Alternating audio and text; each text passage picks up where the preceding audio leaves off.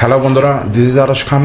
আপনারা আশা করি সবাই জানেন যে গত কয়েকদিন যাবত আমাদের চ্যানেলে কোনো ভিডিও আসেনি। আর তার কারণটা হচ্ছে একটাই, যে পারিবারিক কিছু বিষয়ের কারণে একটু ব্যস্ততার মধ্যে আছি। তো সেই কারণে আর কি ভিডিও আসছে না।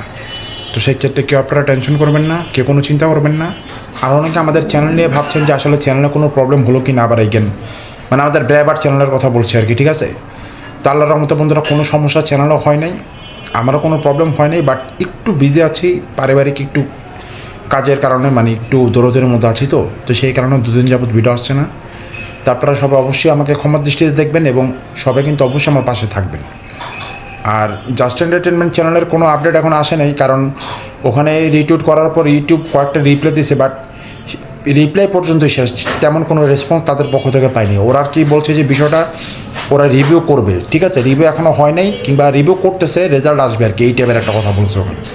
তো যাই হোক, আমি আবার সেটাকে রিপ্লাই করছি। তো সবাই দোয়া করবেন, আশা করি উই হোপ ভালো একটা কিছু আসবে, ঠিক আছে, ভালো একটা কোনো রেজাল্ট আমরা পাবো। তো সবাই অপেক্ষা করুন, ভিডিও সময়মতো পেয়ে যাবেন। যখন ফ্রি হব অবশ্যই ভিডিও আসবে, আর অবশ্যই দমদার ভিডিও দেওয়ার চেষ্টা করব।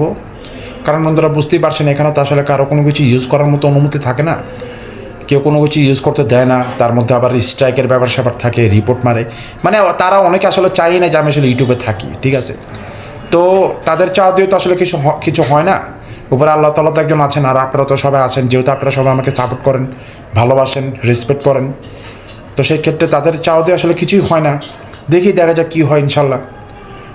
এরকম চ্যানেল যদি দু চারটা চলেও যায়, চ্যানেল প্রয়োজন আরও ওপেন করা হবে, সমস্যা নেই। বাট আপনাদের কাছে রিকোয়েস্ট একটা, আপনারা সবাই আমার পাশে থাকবেন, আর কেউ কোনো রকম কোনো টেনশন করবেন না। ওকে বন্ধুরা, সবাই ভালো থাকুন, সুস্থ থাকুন, নিরাপদে থাকুন এবং আমাদের পাশেই থাকুন। আল্লাহ হাফিজ।